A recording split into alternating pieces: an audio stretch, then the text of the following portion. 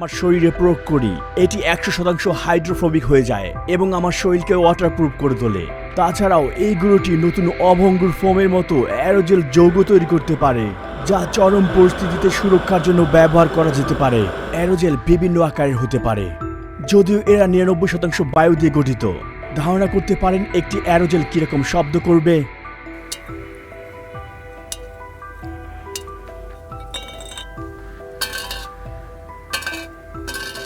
যেন মনে হচ্ছে একটি খালি ক্যান ইস্পাতের উপর পড়ার মতো শব্দ। এ যেন ধাতব পদার্থ। এটি আপনাদের কল্পনা থেকে সম্পূর্ণ আলাদা। আমি ওরেগনের সোলার কোর ফ্যাসিলিটিতে আছি। আমি অ্যারোজেলের অবিশ্বাস্য বৈশিষ্ট্যগুলো পরীক্ষা করার জন্য নিরীক্ষা চালাবো। অ্যারোজেল সত্যি একটি অবিশ্বাস্য পদার্থ। এটি সর্বনিম্ন তাপীয় পরিবাহী কঠিন পদার্থ বা মহাবিশ্বের সেরা নিরোধক। এই একই জিনিস নাসা মহাকাশযানে ব্যবহার করে, যেমন মঙ্গল রোভারের নিরোধক হিসাবে। মনে হচ্ছে কিছুই ধরিনি। এটি মনে হয় কিছুই না। এটি পৃথিবীর সবচেয়ে হালকা কঠিন পদার্থ। এটা কি দিয়ে তৈরি? এটির 99% বায়ু। এই ক্ষেত্রে বাকি 1% হল অ্যামরফাস সিলিকা।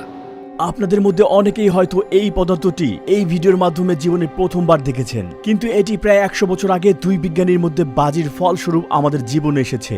বাজিটি ছিল সিলিকা জেলের সকল তরল গ্যাসে প্রতিস্থাপন করতে হবে কোনো রকম ফর্ম নষ্ট না করে। অনেক অনুসন্ধানের পর ক্রিস্টাল অবশেষে একটি প্রক্রিয়া এটি সমাধান করেন, যেটা super critical drying. Super critical ড্রাইংয়ে আপনাকে উপাদানটিকে তার ক্রিটিক্যাল বিন্দুতে নিয়ে যেতে হবে, যা হচ্ছে খুব উচ্চ তাপ এবং উচ্চ চাপ, এবং আপনাকে সমস্ত তরল বের করতে হবে জেলোর কাঠামো না ভেঙে। শুকানোর প্রক্রিয়া শেষে আমাদের কাছে থাকে কেবল একটি ত্রিমাত্রিক ছিদ্রযুক্ত ফ্রেমওয়ার্ক, যা বায়ুতে পূর্ণ। ছিদ্রগুলি মাত্র কয়েক নেনোমিটার পুরো। তুলনার জন্য বলা যায় ছিদ্রের গড় আকার একটি মানুষের চুলের প্রস্থের প্রায় 10,000 ভাগের 1 ভাগ। মনে করতে পারেন আমি একটি আটকানো বাতাস ধরে আছি, যেখানে অণুগুলোকে থামানো হয়েছে এবং তারা তাপ, শব্দ এবং আলো স্থানান্তরে অক্ষম। এটার ভিতরে আপনি কিছু পরিমাণে পানি এবং অ্যারোজেলের কণাগুলোকে দেখতে পাচ্ছেন। আপনি এটা কতটা জলরোধী তা দেখেছেন? হ্যাঁ, দেখুন। অ্যারোজেলের নিরোধক ক্ষমতা এর একমাত্র বৈশিষ্ট্য নয়, এছাড়াও পাশাপাশি এটি জলগ্রাহী এবং জলরোধী উভয় বৈশিষ্ট্যই প্রদান করতে পারে। এটা কিভাবে সম্ভব? অ্যারোজেল কতটা জলরোধী তা দেখানোর জন্য আমি আপনাদেরকে একটি মজাদার পরীক্ষা দেখাবো এখন। চলুন এটা ডুবিয়ে নেই। তো এমনটা ঘটছে কারণ এটি জলরোধী, তাই না? ঠিক তাই। এটি ভিজলো না। ঠিক আছে, এটাই বাস্তবতা। এখন আমরা পানিতে কিছু অ্যারোজেলের গুঁড়ো ছড়িয়ে দিব। লক্ষ্য করুন, অ্যারোজেল পানিতে ডুবছে না, এটি পানির পৃষ্ঠে ভাসছে এবং বাধা তৈরি করছে। আমি এটা পানিতে ভেজাবো। এটি এখন পানির ভিতরে আছে। অ্যারোজেলের সুপার হাইড্রোফোবিক বৈশিষ্ট্যের জন্য ম্যাচটি এখনো শুকনো এবং জ্বলন্ত। ওয়াও, এটা কিন্তু দারুণ। এমনকি নাড়াচাড়ার পরও অ্যারোজেলের গুঁড়ো পানির অণুর সাথে মিশছে না। কণাগুলো একদমই পানির সাথে ভিজছে না। আমাদের পানি তোলার চেষ্টা সম্পূর্ণভাবেই ব্যর্থ। শুধুমাত্র অ্যারোজেলের গুঁড়োই চামচের সাথে মিশে আসছে। দেখুন, চামচটি পুরোপুরি ডুবে আছে, কিন্তু এটি সম্পূর্ণ শুকনো। এটার সাথে পানি কোনোভাবেই এর সংস্পর্শে আসতে পারেনি। আমি এটার সাথে আরও কিছু পরিমাণে কণা যোগ করব এখন। আমি ভাবছি যদি এগুলো আমার গায়ে লাগাই তাহলে আমি কি সম্পূর্ণ জলরোধী হয়ে উঠতে পারবো? ওয়াও, এটা সত্যিই চমৎকার। অসাধারণ। এই বল আকৃতির ফোঁটাগুলো আসলে আমার হাতকে স্পর্শ করছে না। আমার ত্বক ও পানির মধ্যে অ্যারোজেল গুঁড়োর একটি স্তর রয়েছে। দারুণ। আমি এবার পুরো হাতটিকে ভিজিয়ে দেখব। ওয়াও, জাদুর মতো অনুভব হচ্ছে এটা। হ্যাঁ, সত্যিই তাই। কিন্তু যখন আমি এগুলো দিয়ে আমার পুরো শরীরকে ঢেকে রাখবো, তখন আমরা সত্যি অবাক হব। এগুলো আমার হাতে থাকায় কণাগুলো সম্পূর্ণরূপে আমার হাতকে শুকিয়ে দিচ্ছে। সমস্যা হচ্ছে এটা নাও। ধন্যবাদ। কারণ এটা ত্বকের সব তেল শুষে নেয়। আমাদের কাছে এখন এই দুটি সেটআপ রয়েছে। একদিকে আমাদের কাছে ছোট গামি বার্গার রয়েছে, যেটা আমরা সরাসরি বার্নারে শিখায় রাখবো, আর অন্যদিকে এই ছোট গামি বার্গার অ্যারোজেল দিয়ে সুরক্ষিত আছে। দেখতে পাচ্ছেন এখানে প্রচণ্ড তাপ। চলুন শুরু করি। এখন এটাতে আমি কিছু পরিবর্তন দেখতে পাচ্ছি। এটি আসলে এখন গলতে শুরু করেছে এবং লক্ষ্য করুন এটির নিচের অংশ ইতিমধ্যে দ্রবীভূত হচ্ছে আর এখানে কোনো পরিবর্তন নেই। ও মাই গড, এটি ইতিমধ্যে অর্ধেকটা পুড়ে গিয়েছে, কিন্তু এখন এখানে কোনো পরিবর্তন নেই। হ্যাঁ, আপনি যেমনটা দেখতে পাচ্ছেন এই সেটআপটি এই বার্গারটিকে সুরক্ষা রাখার জন্য সম্পূর্ণরূপে কার্যকরী, আর এটি ধোঁয়ায় পরিণত হয়েছে। আপনি কি এর পার্থক্য দেখতে পাচ্ছেন? যদি এই ইনসুলেশন সত্যি এত ভালো হয় এবং যদি আপনি এটি মহাকাশযান ইনসুলেট করতে ব্যবহার করে থাকেন, তাহলে কেন এটি পৃথিবীতে সবকিছুর জন্য ইনসুলেট করতে ব্যবহার করা হচ্ছে না, তাই না? যেমন ভবন থেকে শুরু করে পরিধানের বস্তুতে দেখা গেল এর এক বড় সমস্যা আছে। যদি আপনি এটিকে চাপ দেন, দেখি, এটা 1000 টুকরো হয়ে যাবে। একটু সামান্য চাপে দেখুন এটা কিভাবে ধুলোয় পরিণত হয়। আমি এটা করতে ভালোবাসি, এটা সুন্দর। অ্যারোজেলের সাথে চ্যালেঞ্জ ছিল শুরু থেকেই এটি খুবই ভঙ্গুর, এবং এটি আমরা অরোস্ল্যাবস বা সোলার করে করি। কিভাবে এটি ভঙ্গুর না করে বানানো যায় যাতে আপনি যে কোনো প্রয়োগে ব্যবহার করতে পারেন। তো এভাবেই আপনারা সমাধানে এসেছেন? হ্যাঁ, এটি একটি বন্ধ কোষের ফোম যা অ্যারোজেলের সাথে মিশ্রিত। বন্ধকোষের ফোমগুলো সিলিকা পদার্থ দিয়ে তৈরি হয় যা ক্ষুদ্র সিল করা বায়ু পকেট দিয়ে গঠিত। ফ্লেম থ্রোয়ার পরীক্ষা যাওয়ার আগে এবং আমার পুরো শরীরে পরীক্ষা করার আগে আমি এটা দিয়ে ছোট্ট একটি পরীক্ষা করব। যদি এটা পড়ে যায় সঙ্গে সঙ্গেই আমার হাতটিকে ফিরিয়ে নিতে হবে। হ্যাঁ, আমি দ্রুত। তুমি প্রস্তুত? হ্যাঁ, তুমি যত খুশি বাড়াতে পারো। ওয়াও,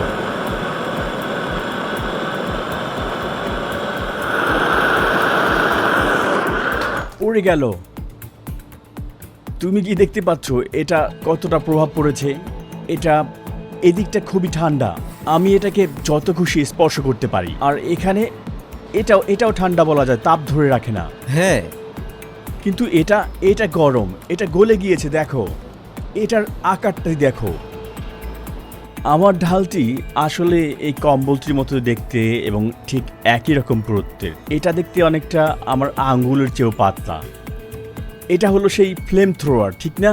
হ্যাঁ, এই অস্ত্র থেকে বের হওয়া শিকা কতদূর পর্যন্ত যায়? প্রায় 2 মিটার। তো এই ঢালটির পুরুত্ব প্রায় 5 মিলিমিটারের মতো। ফ্রেমটি দেখতে যদিও এখানে অনেকটা বড় দেখাচ্ছে, কিন্তু আপনি যদি এই ঢালটিকে ভালোভাবে দেখেন এটা অনেক পাতলা। আমরা আজকে এই অ্যারোজেল ঢালটি প্রোপেন গ্যাসের সর্বোচ্চ তাপমাত্রায় গরম করে পরীক্ষা চালাবো। তুমি প্রস্তুত? আমি প্রস্তুত।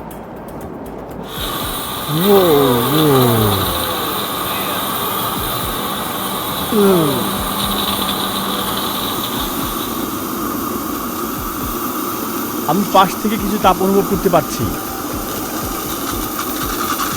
কিন্তু মাঝখানে একেবারেই না। তুমি কি আমার আরো কাছে আসতে পারবে? এটি যতটা কাছে আসা উচিত আসছে। আমি এখন স্পর্শ করতে পারি। রুহি, শিখাটি ঘুরে আসছে। এটি সম্ভবত যথেষ্ট। থামাও।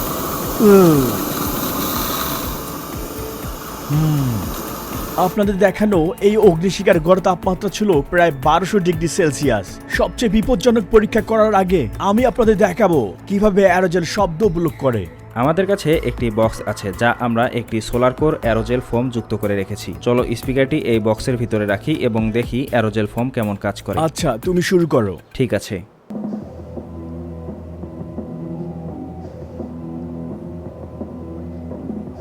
তো শব্দের মাত্রা এখানে প্রায় 75। হ্যাঁ,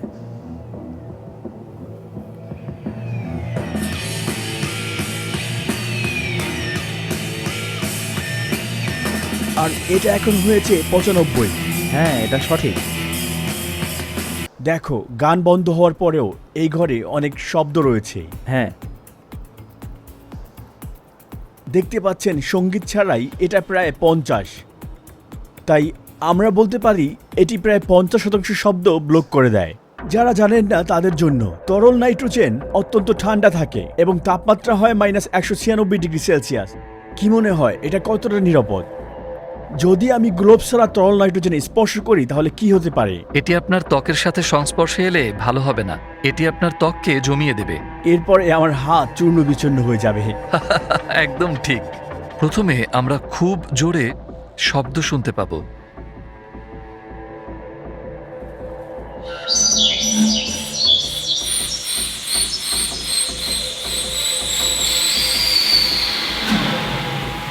এটা এতটাই তরল যে এটার সংস্পর্শে সবকিছুকে বরফ করে দিতে পারে। আমার অ্যারোজেল দিয়ে বানানো জ্যাকেটে তরল নাইট্রোজেন ব্যবহারের আগে আসুন পরীক্ষামূলকভাবে দেখি অ্যারোজেল ছাড়া কোনো কিছুতে এই তরল নাইট্রোজেন কি পরিমাণে ক্ষতি করতে পারে। তো এটি হচ্ছে ফ্রস্ট ইফেক্ট। তরল নাইট্রোজেন এবং মেঝের মধ্যে অনেক বড় তাপমাত্রার পার্থক্য রয়েছে, যে কারণে এটা শোষিত হতে পারছে না।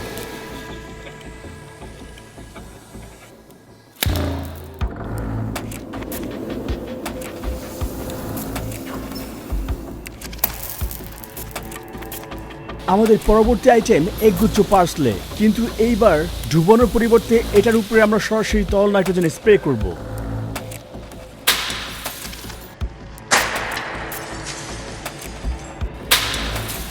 ও, এখন এটা আমি ভিতরে ডুবাবো। আমরা এখন দেখব তরল নাইট্রোজেন একটি পুরু এবং ঘন আইটেমের সাথে কি করতে পারে। ঠিক আছে, চলো এটা নিচে ফেলে দেই। 1 2 3। দারুণ। এটা আমার উপর প্রয়োগ করার আগে আমি তরল নাইট্রোজেনের ভিতরে কিছু মুরগির টুকরো রাখবো, এটা দেখতে যে আসল মাংস এবং হাড়ের উপর এটা কি প্রভাব ফেলে। এবং আমরা দেখতে যাচ্ছি কি ঘটেছে। ওয়াও,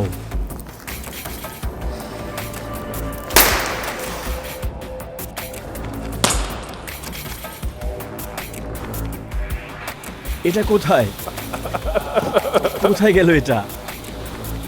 এমনকি হাড়গুলো ভেঙে গিয়েছে। এটা আসলে খুবই বিপজ্জনক হতে পারে, তাই না? এটা খুবই বিপজ্জনক। আমি যা দেখেছি তা আকর্ষণীয় এবং বিপজ্জনকও বটে, কারণ এখন আমি পরবর্তী পরীক্ষার বিষয় হব। এখন আমার পালা তরল নাইট্রোজেনের তীব্র ঠান্ডা সহ্য করার জন্য। আমার ঠিক পিছনেই মাইক আমার দিকে সরাসরি তরল নাইট্রোজেন স্প্রে করার জন্য প্রস্তুত আছে। ঠিক আছে, তোমরা সবাই প্রস্তুত? 5 4 3 2 1।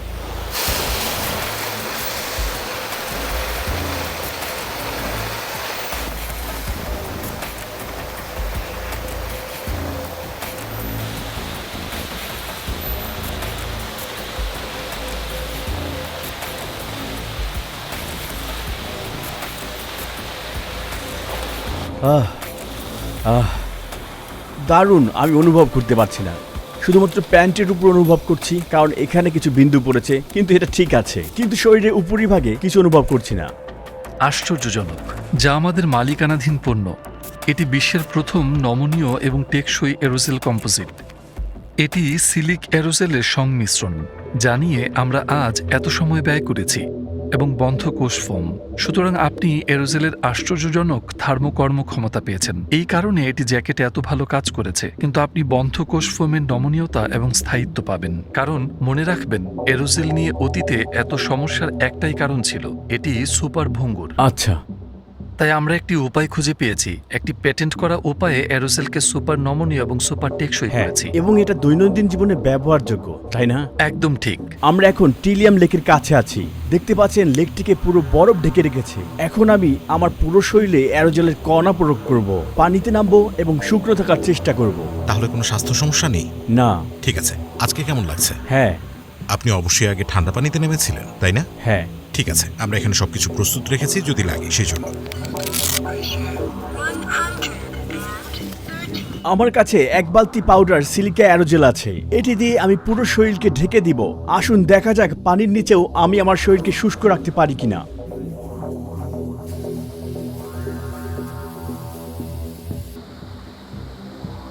তাহলে আমার শরীর এখন পুরোপুরি পানিতে ডুবতে যাচ্ছে।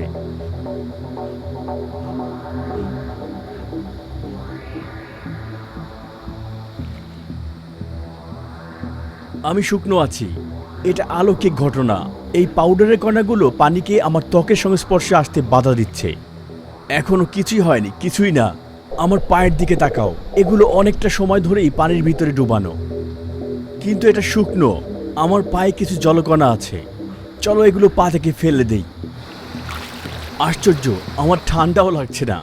আমার এগুলোর প্রয়োজন নেই। আজকে আমরা যে অ্যারোজেল ব্যবহার করছি তা 100% সিলিকা অ্যারোজেল, যা পৃথিবীর ভূত্বকের অন্যতম প্রধান খনিজ। আমরা যে কোনো অবশিষ্ট অ্যারোজেল কণা সরিয়ে নিচ্ছি যাতে নিশ্চিত করা যায় যে কিছুই পরিবেশে ক্ষতি করছে না। পানিটা একটু গাঢ় কালো ছিল, তাই আমরা দেখতে পারিনি পানির নিচে আমাদের শরীর কেমন দেখাচ্ছে। তাই এখন আমরা একটি পুলে যাব এবং দেখব পানির নিচে আসলে আমাদের কেমন দেখায়। অ্যারোজেলের কণা আমাদের শরীরে পাতলা ধূসর লেয়ার তৈরি করে এবং যা ক্ষুদ্র বাবল তৈরি করে। এই এয়ার বাবল আলো রিফ্লেক্ট করে, যা আমার ত্বককে চকচকে ও রূপালী চেহারা দেয়। আপনি লক্ষ্য করলে দেখবেন আমার হাঁটু থেকে কিছু বায়ুকণা উপরের দিকে উঠছে। আমার ত্বকে থাকা বায়ু পানিতে আমাকে আরো হালকা অনুভব করায়। সম্পূর্ণরূপে শুকনো। এটা কিভাবে সম্ভব? চলো আবার দেখি।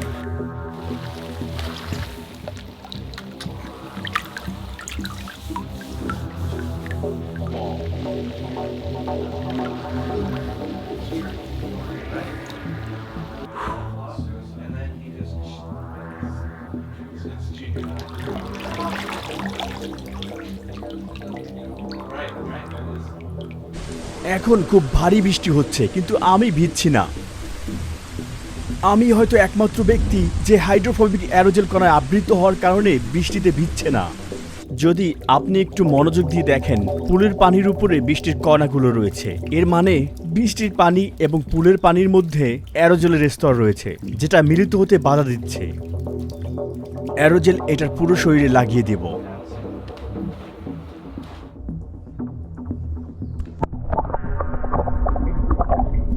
আমার মনে হচ্ছে এটি ভিজে যাচ্ছে।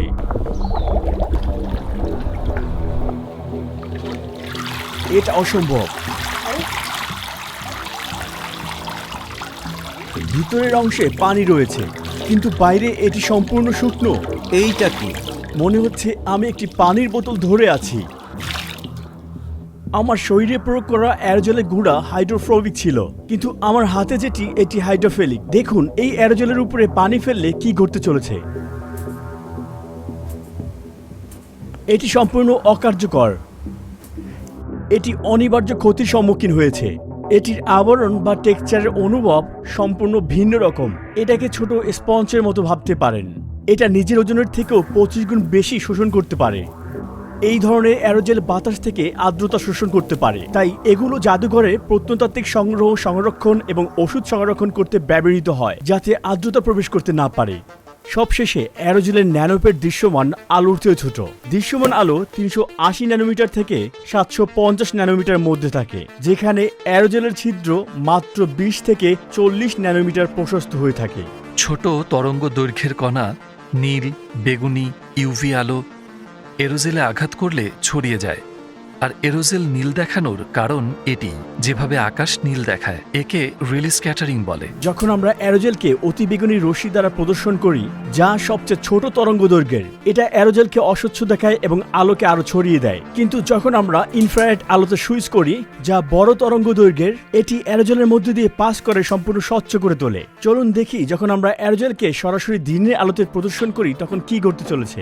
এটি হলুদ। যখন আমরা এটি আকাশের দিকে ধরে রাখি, এটি হলুদ দেখায়, কারণ এটি সূর্যালোকের দীর্ঘ তরঙ্গ দৈর্ঘ্য যেমন হলুদ এবং লাল সহজেই পাস করতে দেয়। ঠিক যেমন ভাবে আকাশ দিনের বেলা নীল দেখায় এবং সূর্যোদয় এবং সূর্য অস্তের সময় রং পরিবর্তন করে। সোলার কোর টিমকে ধন্যবাদ এই রকম